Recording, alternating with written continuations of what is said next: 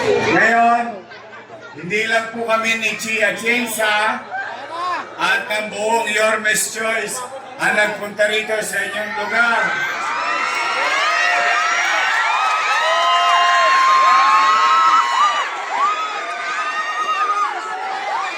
Sino sa tingin niyo bisita niyo ngayong gabi? Gusto niyo na siya makita? Ako, masaya nang hindi makapagsalita. Marinig niyo lang. Marinig niyo lang. Yung mensahe ni dating Pangulong Rodrigo Roa Duterte. At yan ay ihatid sa atin ng kanyang minamahal na anak. Mga taga, hihingan ako. Sobrang excited ako para sa inyo kasi kahit na maliit itong lugar natin, pinasyalan tayo ng mabait nating Vice President Sara Duterte!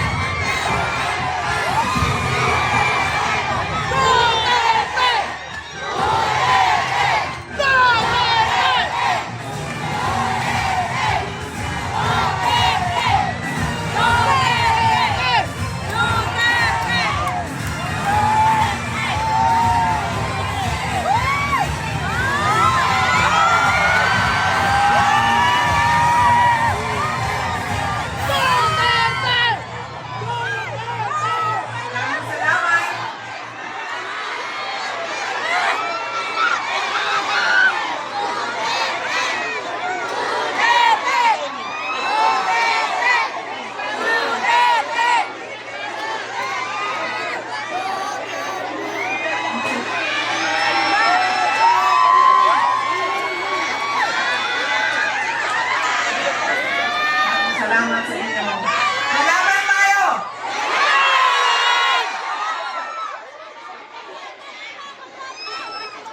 Mga kababayan, Assalamualaikum warahmatullahi wabarakatuh. Madayaw, kumayong gabi, kaninyong tanan. Magandang gabi sa inyo lahat. Unahin ko po muna ang aking mga pagpapasalamat. Una po, ang pagpapasalamat ko sa ating pinakamamahal na Yorme Isko Moreno. Maraming salamat. Si Mayor po ang nagpahiram sa akin ng entablado, ng mikropono, ng ilaw, ng kuryente, ng sound system ngayong gabi na ito para makapagbigay ng mensahe para sa inyong lahat. Pangalawa, pagpapasalamat ko mula po sa akin para sa inyong lahat. Marami sa inyo ang hindi na naghapunan, hindi na nagluto, hindi na naglaba, galing pa trabaho, kanina pang hapon, mainit, nandito para makinig sa aming mga mensahe para sa bayan. Maraming salamat po sa inyong lahat.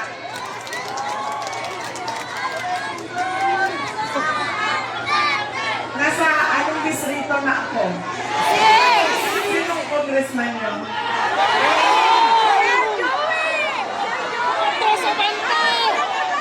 Unahin ko po muna ang aking mga pagpapasalamat. Darating tayo dyan.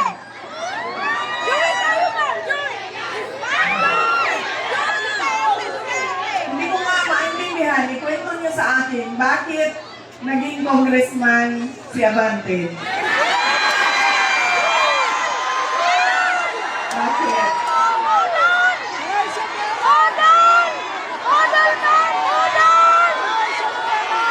Siya din ba may kasalanan? Hindi. Okay. Kasi doon sa ibang distrito, endorso niya, pero dito hindi. Palaisipan sa akin, paano naging, mamaya, tapusin ko muna pagpapasalamat ko. Ang susunod na pagpapasalamat ay mula po kay Pangulong Rodrigo Duterte.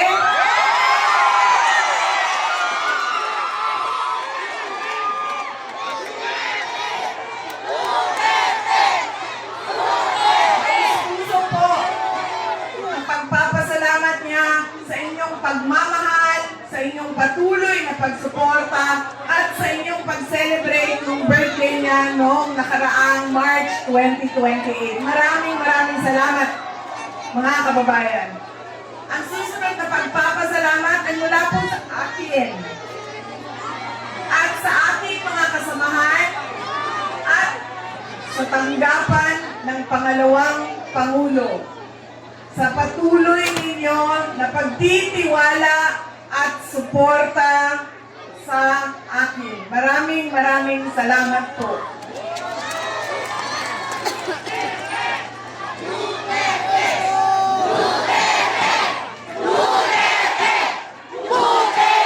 Maraming salamat po. Yorme, pahingi ako sombrero. Kalbo ako eh. Autograph ka please. Maboto kita.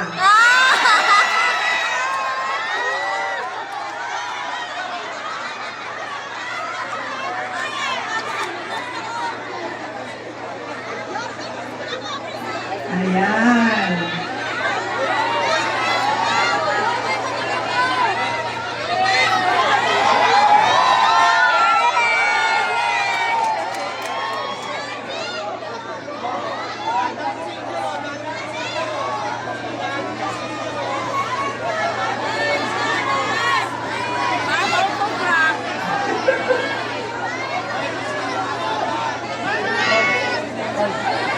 Ayan. Ang susunod na pagpapasalamat ay mula po sa pamilya namin, ang pamilya Duterte. Napakalaki ng utang na loob namin sa inyong lahat, mga kababayan, sa pagkakataon na ibinibigay ninyo sa amin na makapaglingkod sa ating bayan. Maraming salamat po sa inyong lahat. Alam nyo, madami sa ating mga problema sa lipunan ay dahil sa ugali nating mga Pilipino sa pagpili ng ating mga leader. Unang-una, ang pagkakamali natin ay kung sino yung nakakaaliw sa atin, sino yung maganda sa paningin, sino yung sumasayaw, kumakanta, yun yung naaalala natin pag-upo natin doon sa polling precinct. Hindi na natin tinatanong ang kandidato. Noong tumakbo ka, noong umupo ka, at tumatakbo ka ulit, binigay mo ba ang pangako mo na sinabi mong gagawin mo para sa bayan? Hindi na natin iniisip ano ba ang pangako na ibinigay. Tulad ng 20 pesos per kilo na bigas. Na? Budol! Nakabudol kami na! Nakabudol kami! Ano ginamit namin sa'yo? Pangako, Budol! nakalimutan ng 3 taon ang pangako, hindi binigay. Ngayon may darating na halalan ay naging Ay, hindi na kami pangako na naman. wala nang budol. Yan ang una nating pagkakamali sa pagpili natin sa leader. Kasi ko lang yung sikat na aalala ko na aliw ko, boboto ko na. Pangalawa, ang pagkakamali natin sa pagpili natin ng mga leader. Kung sino yung galing sa politika, malaking pamilya sa politika, ay automatic na ibinibigay natin ang boto natin. Hindi dahil Duterte yan, ay automatic na ibigay natin ang boto. Dapat tinitingnan din natin, ano ba ang kapasidad at abilidad ng taong na ito? Ano ba ang kaya niyang gawin para sa bayan? Pangatlong pagkakamali nating mga Pilipino kapag tayo ay pumipili ng leader natin. Ibinibenta natin ang boto natin. Kung sino yung nakakapagbigay ng pera, ayon ang binoboto natin. Tama? Alam nyo, sa pag-iikot ko, tinatanong ko ang mga iba't ibang lugar. Kasi yun yung realidad natin eh. Diba? Magkano pilihan dito? 2,000, 3,000, 1,500, 1,000. Ilang eleksyon na tayo, naka-2,000, nakatanggap ng 1,000, nakatanggap ng 500, nakatanggap ng AIX, nakatanggap ng tupad, nakatanggap ng akap. Pero bakit naghihirap pa rin ang ating mga pamilya at ang ating bansa? Bakit pa ulit-ulit pa rin ang kahirapan? Dahil binenta natin ang boto natin. Alam nyo kami, sa syudad ng Davao, hindi kami naglalagay, hindi kami nagbabudget ng pera pambili ng boto. Dahil nawawala yung respeto ng tao sa isa't isa. Yung leader, wala na siyang respeto sa kanyang kasamahan. Yung tao, wala nang respeto sa leader. Kasi naging transaksyon. Palitan ng pera. Mamahalin kita, bayaran mo ako. Walang bayad, walang pagmamahal. Masakit sa akin na naririnig na ganyan yung nangyayari sa karamihan at iba't ibang lugar sa ating bansa. Kasi hindi naman ang mga mayayaman ang binibilhan nila ng boto. Hindi yung mga doktor, mga engineer, mga abogado, mga milyonaryo. Binibili ba ang boto nila ng 500, 2,000? Hindi. Sino ba ang pinagsasamantalahan ng pagbili ng boto? Ang mga tao na napakahalaga sa kanila ang 100 pesos. Pinagsasamantalahan ang kahirapan ng mga tao. Ang nangyayari, ano nangyayari? Babalik tayo sa una. Wala na akong pangako na ibibigay sa inyo. Wala na akong pangako na tutuparin dahil bayad ka na sa boto mo. Binayaran kita, di ba, ng 2,000? Binayaran kita, tumanggap ka ng 1,300. So bakit ko pa ibibigay ang tamang serbisyo? Bakit ko pa ibibigay ang pangako ko? Tapos na ang transaksyon natin. Kaya marami ang nagtatanong sa akin, Inday Sara, ano bang matutulong namin sa iyo?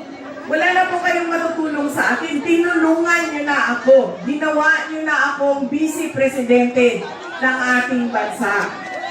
Nagpapasalamat ako doon sa tulong at suporta ninyo.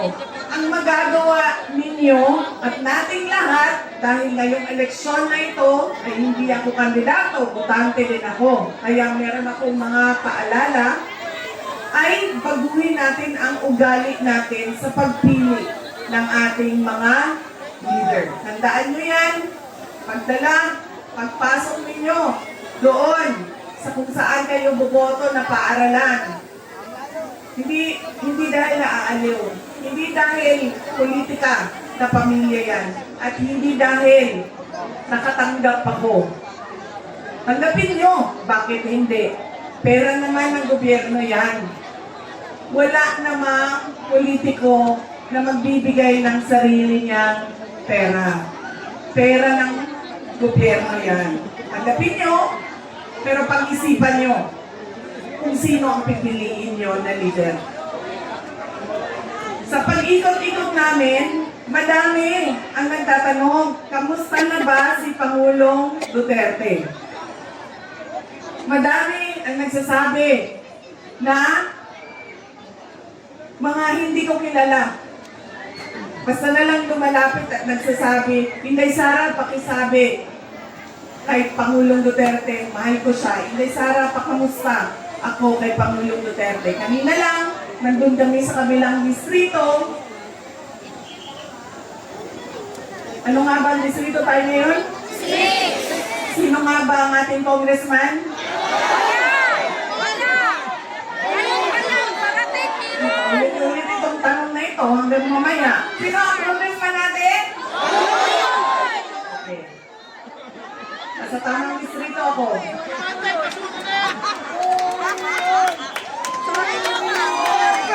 Sabi, nung isang bata, nandoon sa gilid ng stage. Wala man siyang hihingi, wala siyang, ang sinabi lang niya sa akin, ibalik mo, dalhin mo balik si Tatay Digong dito sa atin. Yun lang, maliit na bata. Marami ang umiyak, marami ang nagdarasal. Noong nakaraang mga araw, tumawag sa akin si Pangulong Duterte. Sabi niya sa akin, naalala mo pa ba ako? Ako yung tatay mo, huwag mo ako kalimutan dito sa kulungan, baka mabulok ako.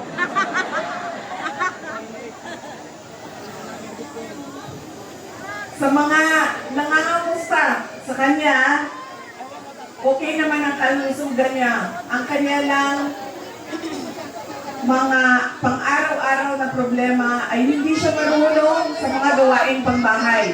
Hindi siya marunong magluto, hindi siya marunong maglaba, hindi siya marunong maglinis ng kwarto. Sinabihan ko siya, napakadali magluto. Haluin mo lang yung itlog, lagyan mo ng asin, lagyan mo ng paminta, lagyan mo ng mantika, lutuin mo, scrambled egg na yan. Sabi niya sa akin, hindi nga ako marunong magpakulo ng tubig. Papaluto ka pa ng itlog. Kinamusta ko siya, sabi ko, may nararamdaman ka ba? Kasi si Pangulong Duterte, 80 years old na. Madami nang nararamdaman ng mga 80 years old. Masakit ang tuhod, masakit ang likod, masakit. Sinabi niya sa akin, masakit ang puso ko. Lingon siya sa ko, sakit ako ang kasing-kasing. Anak ko, sabi ko sa kanya, tumawag, sabihan mo yung doktor, may doktor dyan, sabihan mo siya, bakit masakit ang kasing-kasing mo, ang puso mo? Ma, kasi wala na yung mga girlfriend ko, wala na sila dito. Nasabi ko sa kanya, may dalawang girlfriend dyan, sa labas ng kulungan, nag-aantay sa iyo. At nag-aaway pa nga sila. Sabi niya talaga, nag-aaway sila dahil sa akin. Sabi ko, nag-aantay sila sa labas. Tapos sinanong niya ako, sumasali ba yung nanay mo sa away ng mga girlfriend ko?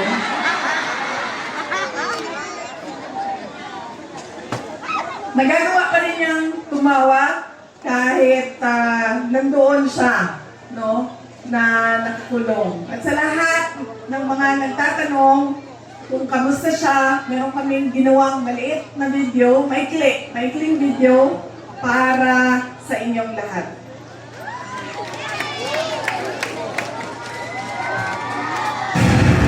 The rate of poverty in the Philippines is at its highest in 21 years. Teacher says she often complains about being hungry. Pagpapalili ng isang lalaki dahil naman sa pagsayahan sa droga. Pinagtataga hanggang sa mamatay ang natutulog na maglola bugbugin ng dalawang Kasi never know, ang bakit yung mga taong gumagamit ng drugs, eh, never hindi sila addict. Gala, mga bata nagkakaagi, nagkalat, nagkikalat dahil mga taong pinagpabaril habang bibili ng pagkain sa karinderya. Mapalat sa social media ang video ito na pamamalit sa mga Instead of going to school, they spend their days scavenging to earn money. trabaho ang suspect at gumagamit sa umalang droga. good luck sa atin lahat.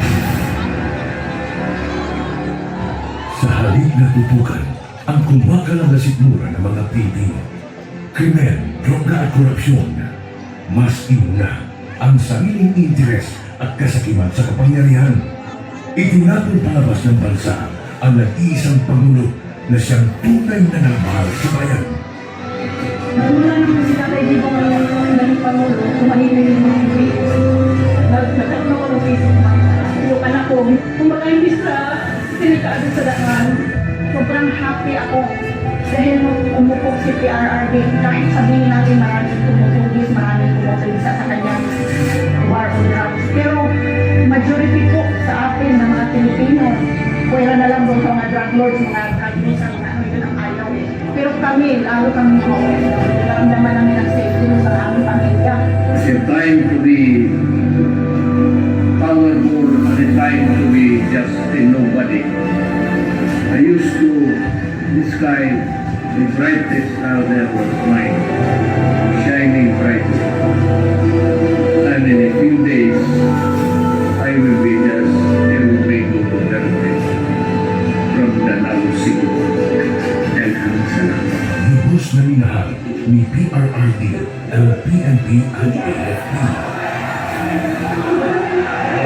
Pag ako ang nanalo, kaagad, doblado ang sweldo ng pulis pati militar. Pero sila rin pala ang gagamitin laban sa kanilang dating Commander-in-Chief.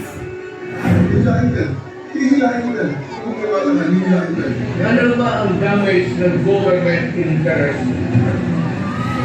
Kung hintayin ko lang yung dalawang anak. This is not a place for debate. Hindi po guys! Hindi po kanina. Hindi mo sir, hindi mo gusto na sa problem.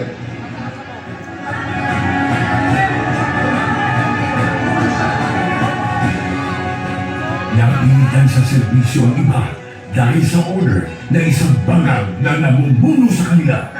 Former Philippine leader Rodrigo Duterte has been taken into custody by the International Criminal At Court. yun ang simula ng paghiyab ng damdamin ng mga Pilipinong nagmamahal kay Tatay Digong.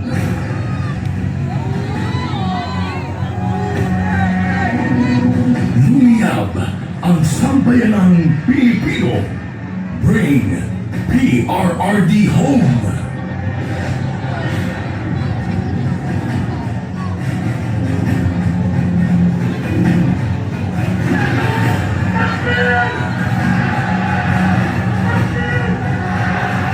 Iisa lang ang sigaw. Duterte saan man sa mundo.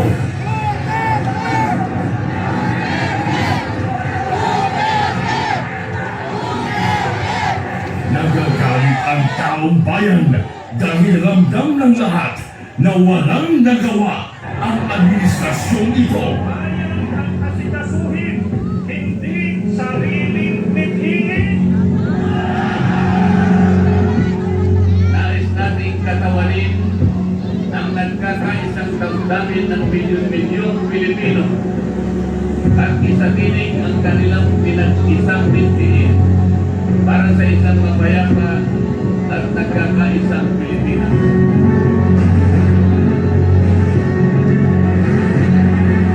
Hindi pa tapos ang pagliya ng mga puso natin dahil nagpapatuloy pa din ang kasamaan habang nalulugmok na ang inang bayan.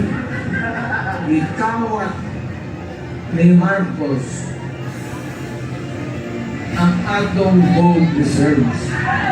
Sa pagpapatuloy ng oral arguments sa 89.9 billion peso transfer ng pondo ng Philippine Health Insurance Corporation sa National Treasury. Muling binusisi ng mga maestrado ang paggamit ng ahensya sa perang mula sa mga kontribusyon ng mga miyembro nito. Aminado ang at DSWD na walang listahan para sa mga beneficiary ng ayuda sa kapos ang kita program o AKAP. Sa tuloy ng ilan talagang sa politika ang AKAP. Hindi lang pala 7-7, meron pang 30-30-30. Yung 30-30 naman, kung ikaw ang host ng sorting, you get 30 million, 90 million lahat yun. 30 million AX or ATAP, 30 million na MAIT, and 30 million na UFAD. Sa kanyang 15 taong karanasan bilang kongresista, ngayon lang daw nakakita si Davao City Representative Isidro Ulam ng ganitong sistema sa Bicameral Conference Committee. Ang tinutukoy niya ay ang mga blankong line items sa Bicam Report ng 2025 National Budget na kanyang labas sa batas. Partikular dito ay ang missing budget amount sa Department of Agriculture at ang program funds na 1 billion sa halaga. Good luck sa good luck sa atin lahat. Na-promote pa nga ang mga instrumento ng paningin ng APRRD. Police Brigadier General G. Fajardo and family, the chief of the PNP and his family, to join the president for photo opportunity. Walang titigil para sa bayan. Maybe when I say my farewell, if I get to live on the last day of the term, I'd like to say something, and maybe I'll cry. Gusto mong umiyak dahil hindi ko anong taong binigay nila ng pagmamahal. Sorry. You can save the Philippines. And now vote Duterte.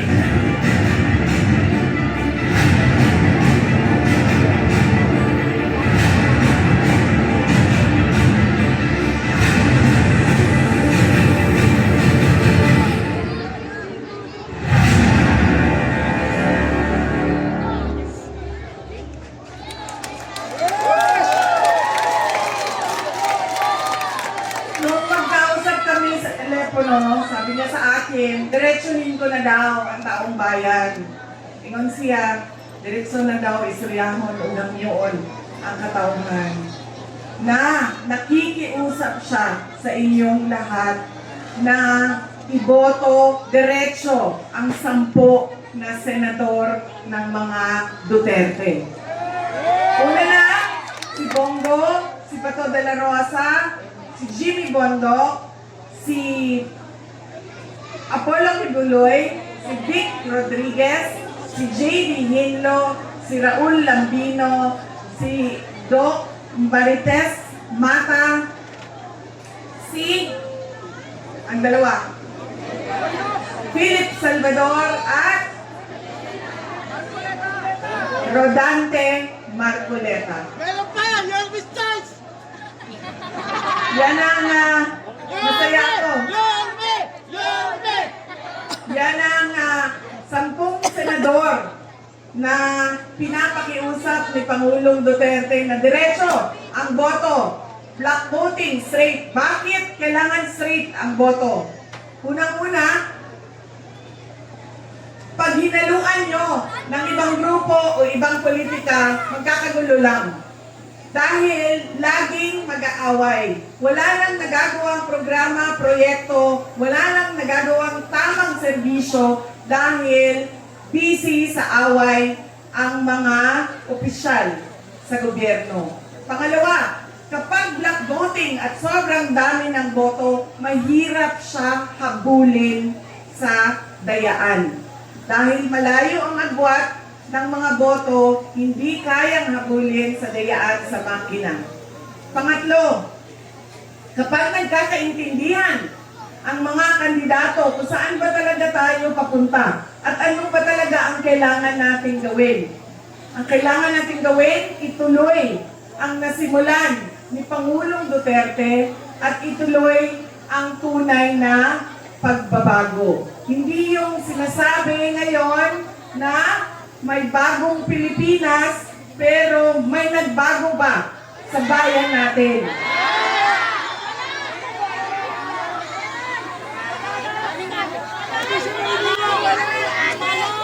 Paulit-ulit lang. Maraming rason, paulit-ulit lang ang kahirapan, paulit-ulit lang din ang pangako. Wala namang nagbago. Lalo pang nagugutom ang mga tao, lalo pang dumadami ang naghihirap.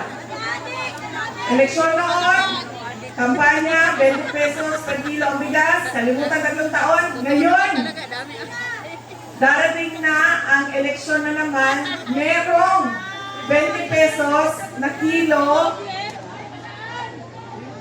per kilo na bigas sa Visayas, pero wala sa Luzon at sa Mindanao. Na para bang hindi kailangan ng mga tiga Luzon at ng Mindanao at taga Mindanao ng 20 pesos per kilo na bigas. Kaya kailangan magkaisa, diretso natin iboto. Kung gusto natin ng pagbabago, kung gusto natin ituloy ang tunay na pagbabago, diretso ang boto ng 10 senador. Ganon din yan dito sa inyong syudad. Anong distrito nga ba tayo? Sino nga ba congressman natin?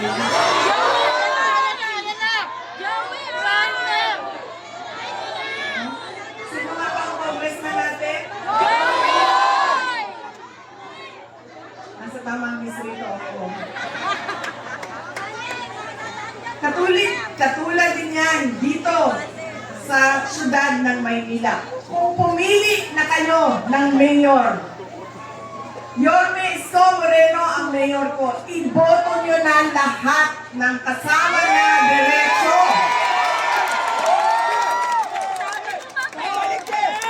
Hindi pwede nakukuha kayo ng mayor dito, kandidato sa kabila, vice mayor, isang konsehal, dalawa dito, dalawa doon.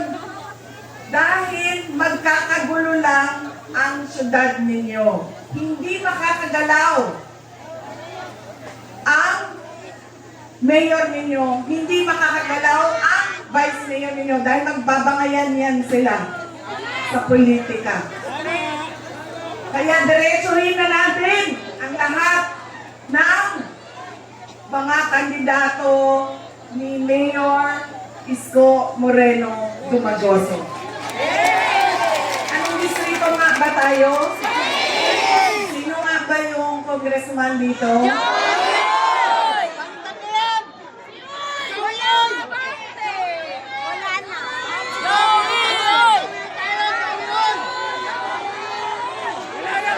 Alam mo, kagabi, nandun ako sa kabilang distrito. Hindi ko alam anong number ng distrito na yon. Yung Chihuahua ba yun? Ano yun? Ha? Chihuahua? Chihuahua? Chihuahua? Chihuahua sa kagabi. Medyo nakasagot. Yan, kasi siya kandidato, ako hindi kandidato, hindi siya makabanat sa akin. Wala siyang mabanat sa akin. Sigurado, ay, nako, tandaan nyo, pagkatapos ng eleksyon na ito, magpapatawag na naman yan dyan sila sa House of Representatives. Kaya meron pa silang isang sa kalahating buwan, di ba? Oh. Patawag na naman kami, papakulong na naman kami, papaiyakin na naman yung mga kasamahan ko. Sigurado na ako. Di ba? Hindi ko na alam kung ano ba talaga ang plano ng administrasyon na ito para sa bayan. Dahil wala naman tayong nakikitang pagbabago. Ang lagi lang nilang ginagawa, hinahabol si Inday Sara. No? Gusto nila burahin si Inday Sara. Sinubukan nila ang investigation sa loob ng House of Representatives. Walang nangyari. Natigil lang, hindi mo alam bakit natigil. Tapos sasabihin nila, hindi makasagot. Pupunta kami. Kayo ang tumigil, tawag niyo ulit kami. Pahiling kayo ulit. In-impeach nila si Inday Sara. Nandyan pa rin si Inday Sara. Sabi nila, Nakawin na lang natin ang tatay ni Inday Sara. Kidnapin na lang natin. Pero nandito pa rin si Inday Sara. Kaya antay kayo. Marami pa yang darating. Ano nga ba distrito natin? Sino nga bang congressman ito?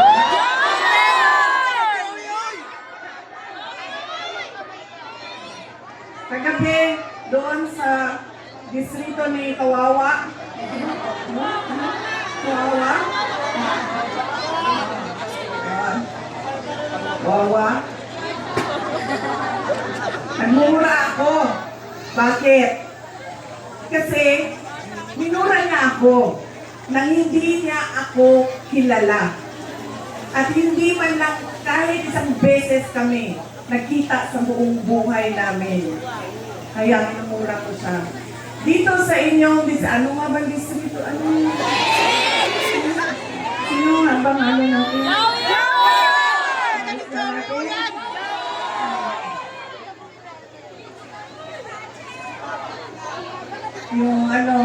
Yung distrito ninyo ay nagdadasal ang inyong congressman. Kaya hindi po ako magmumura dito ngayon. Gagamitan ko po kayo ng pagdarasal. Unahin na po natin, seryoso ito, mamaya na yung ano. Unahin na po natin ang pagdarasal para sa kaluluwa ni Pope Francis. Dahil namatay po ang ating Pope at kailangan natin na magdasal. In the name of the Father, the Son, the Holy Spirit. Amen. Lord, we pray for the eternal repose of the soul of our beloved Pope Francis. May you grant him eternal rest beside you, O Lord. Amen. In the name of the Father, the Son, the Holy Spirit. Amen. Hindi po ako magmumura. Dadasal ko ako ngayong gabi. Alam nyo, dito sa atin sa Pilipinas, kapag nilabas mo ang dila mo, sa ibang kultura, ano yan, pagpapakita ng malakas ka, matapang ka. Pero dito sa atin, pag nilabas mo ang dila mo, ano yung sabihin yan? Ha? Ay, nako, mga bata, anong tawag nga? Walang respeto. Anong tawag niyan sa inyo, Bella? Bella. Ma'am, Dila ganyan, yun. no? Dila. Diba? Parang alam ko na. Bakit? Ang mga bata, ang gumagawa niyan eh. Bakit ginagawa niya ng bata? Di ba yung pang-aasar? Ha? Ano pa? Parang sinasabi ng bata, sa'yo, nasa akin lahat, ikaw wala. Panalo ko, ikaw wala. Ganyan, sa kultura natin, mga Pilipino. Nasaan na ang aking props? Kagabi may apple ako, ngayong gabi. Nasaan na? Lo, labas mo ang props ko.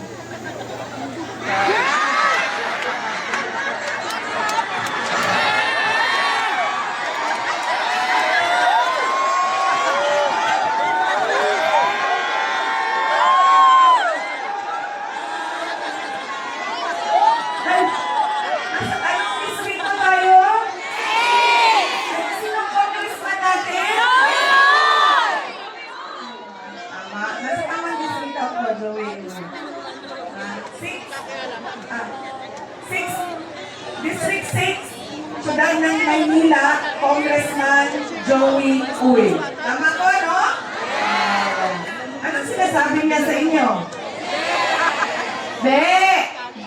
Naisahan ko kayo. Ako meron. Kayo wala. Ay, ano nga ka distrito ito? Sino nga ba congressman natin? Anong tawag sa ganitong tao, mga anak? Wala. Oh. Klaro yan ha? At kanino siya walang respeto? Sa inyo. Sa inyo siya walang respeto. Be, ako nakaupo. Kayo nagugutom.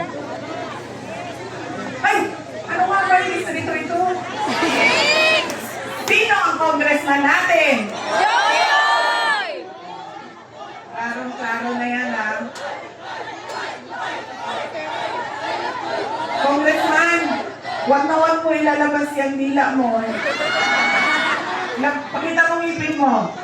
Yan. Yan nyo? Naka-smile. May respeto sa tao. Smile. Balita ko, mabait daw yung kandidato ninyo dito. Papakita ng ngipin, nag-smile. Ano nga ba dito natin? Sino nga ba congressman natin? Nasa 6th district ako ng siyudad ng Maynila. Ang congressman dito ay si Joey Uy. Tama? Mga kababayan, ang lahat ng ginagawa natin ay para sa Diyos, sa bayan, at sa bawat pamilyang Pilipino. Shukran.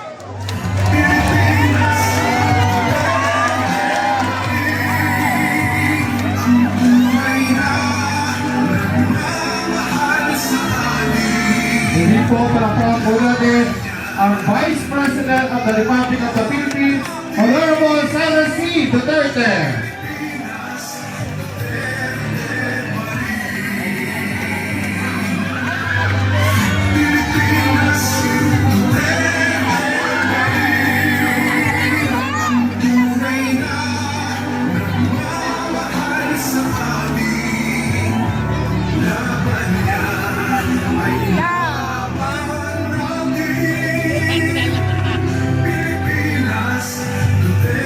Muli palakpak po natin Vice President Sara C. Duterte.